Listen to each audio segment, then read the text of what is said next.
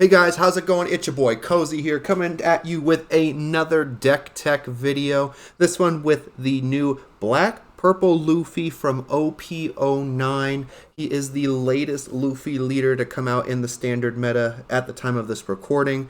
And I gotta say, he's just a really fun deck to play. Shout out to one of our locals here in Las Vegas, Chava, for turning me onto this deck. And I just gotta say, his ability absolutely broken when utilized in this deck. So effective, so efficient, and it's just, you just cannot believe the amount of value you get out of this leader using the effects that we have in this particular deck tech today. What we're going to be doing is we're going to go over the 2Ks, followed by the characters, and then the events that we run in this deck. If you guys like this type of video and you like these deck techs, let me know in the comments down below. But more importantly, make sure you like the video, subscribe to this channel, ring that notification bell for more uploads like this one, as well as uploads to help support the community. I appreciate you guys. So let's hop into this deck tech.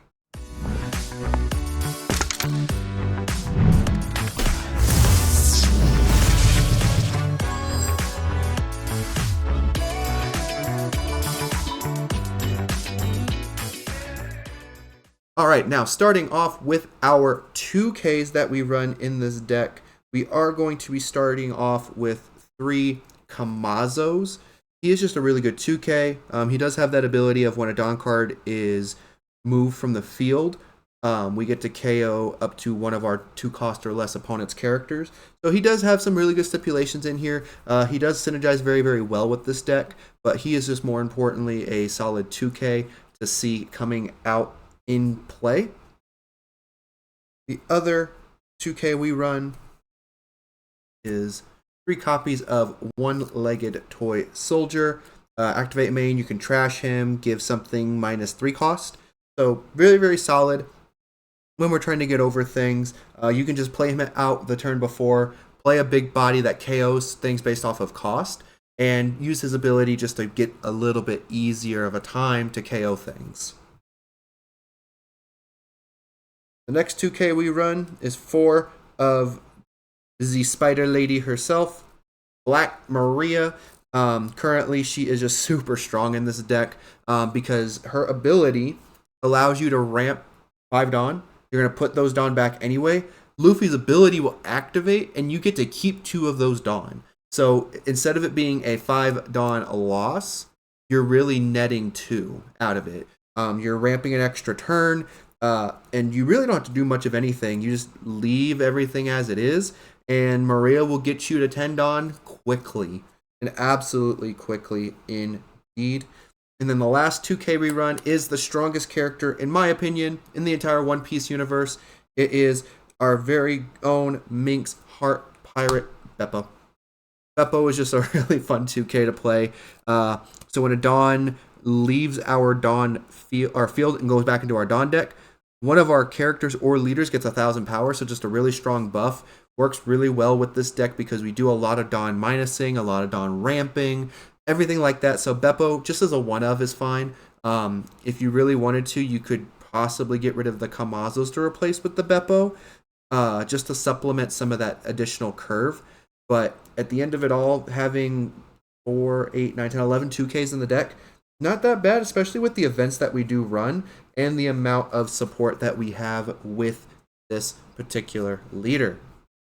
So now that we've gotten our 2Ks out of the way, we are now going to be moving into the characters that we run in this particular deck, starting with our low cost, ramping up to our 10 drops, and then we're going to go into events. So starting with Tushiki. Very good blocker on play. If you have 8 or more Dawn, you get to draw 1, trash 1. So it's going to allow us to kind of filter our hand out, especially as we get into the late game and we're running out of like big bodies to play and we just need the extra Dawn. We can just play a Shiki, draw, see what we can get. If we get something good, great. If we get a 2K, even better. If we get another blocker, even better. If it's Shiki, still not the worst thing in the world. Spending 4 Dawn to draw 2 extra cards and get rid of some bricks in hand. Very big win-win in my scenario here.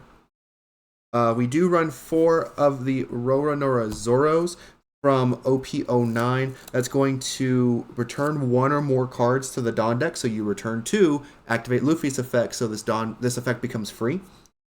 you will add one Dawn from your Dawn deck as active. So how it would work is you play the Zoro for 3, Dawn -2 to get 1 active, so you go to 2. Luffy's effect will activate, getting you to 4 with 2 active Dawn to swing with leader for 7. Or to hold on to it for whatever other reason that you might need. But he is a very good ramp card to have early game, because now not only do we have a body, we ramped, we used a leader effect, and now we just have such a strong presence on board that our 10 drops are coming out way sooner than what our opponent can expect, and we're going to see more wins coming out of these particular moves compared to other purple decks that are kind of strong in the meta right now.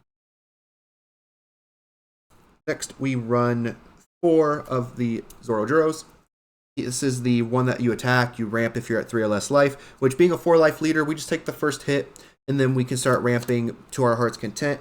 It is a great pseudo blocker to have, so that is something to keep a note of and to be mindful of as we go into the later turns in the game. Or in the earlier turns, sorry, not the later.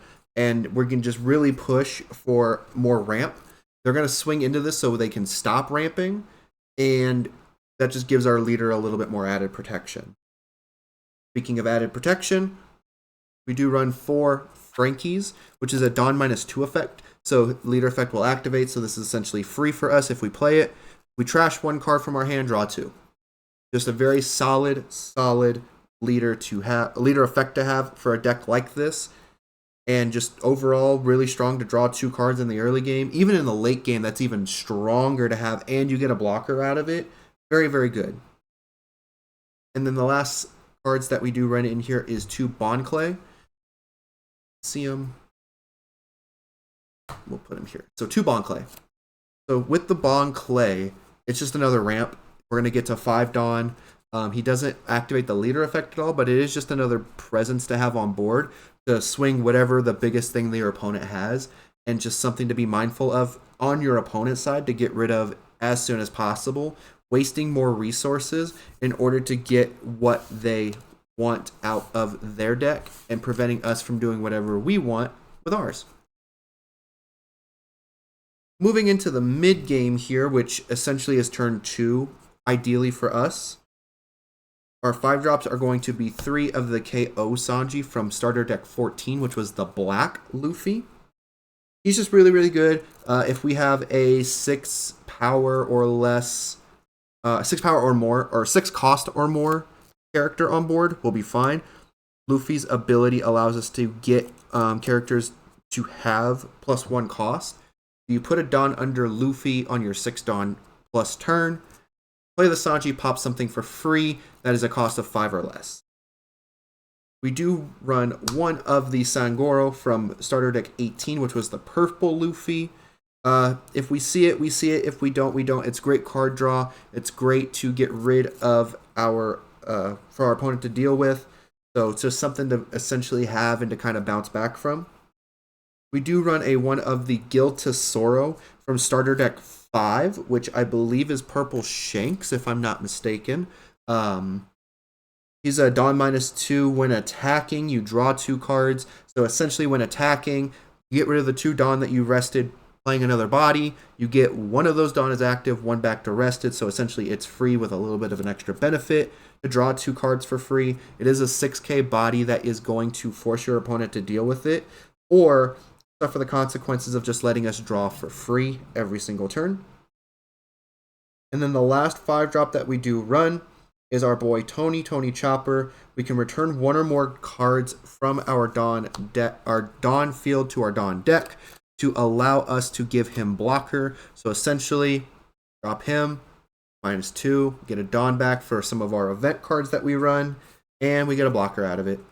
So overall, just a very solid mid-game presence here with the 5 drops. Super happy to have all of them in the list, and more importantly, to see great success. Now, the moment we've all waited for, the late game of this particular deck is super strong, starting with 2 Gecko Morias to allow us to get back some of our earlier bodies, so like a Zorojuro, the Frankie blocker, Black Maria, So we have a lot of options to kind of play out with the Gecko Moria in this particular instance.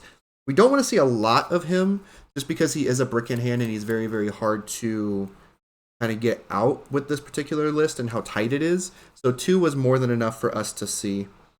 We do run 2 of the 9-drop KO Kaidos. Dawn -5, technically Dawn -3 for us. He's going to get Rush and KO a 6 cost or less body. So getting rid of those pesky blockers for sure. Another big body we run is 2 of the Charlotte Linlin from OP09. It is a Dawn -1 trash 1 card from hand, so we don't get to activate leader effect, but we get to heal a life and deal with a 6 cost or less body to put at the bottom of their life, so that way we don't have to worry about them later. The second to last big body we run is a single copy of the 9-drop Rush Luffy from OP09. To do the same thing, we are going to Dawn -2, essentially to make it free for us with a benefit, so we will have 2 Dawn active at that point. He will get Rush and draw us a card. And then lastly, we run 3 of the 10-drop Kuzans in this particular list. That is going to allow us to have every single character on our opponent's board Dawn a -5 cost. So that is something prevalent to see and to have a strong standing of. And that will do it for our character side of things. Now let's take a look at the events we run. We only run 2 event types in this particular deck. Starting with our bread and butter, 4 copies of Gum Gum Giant. Dawn -2. It's going to be a counter, so we don't get to activate the effect, which is fine because we're going to ramp those Dawn back next turn anyway. Give our character plus 4,000. Trash 1 card from our hand, draw 2.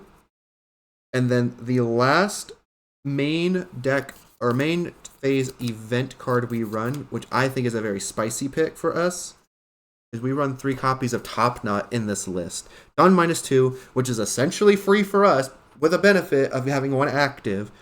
And we get to place up to 1 of our opponent's characters with a cost of 4 or less at the bottom of their deck. This is a great board removal because we are going to pay 2 Dawn, send that 2 Dawn back, get 1 rested, 1 active. So we get to play this card essentially for free. The bottom deck of 4 cost. So that's going to work well with the Toy Soldier. That's going to work well into a lot of these pesky blocker matchups. They're just going to bottom deck it. Get rid of it. Be gone. Be gone, knave. And so this is our Black Purple Luffy list. Let me know what you guys think about it in the comments below. Do you have any other recommendations or suggestions? I am open to all of them. And if you did like this type of video, just let me know also in the comments. What can we do different to make these videos better and more enjoyable for you guys? And I will catch you guys in the next upload. Peace and love, y'all.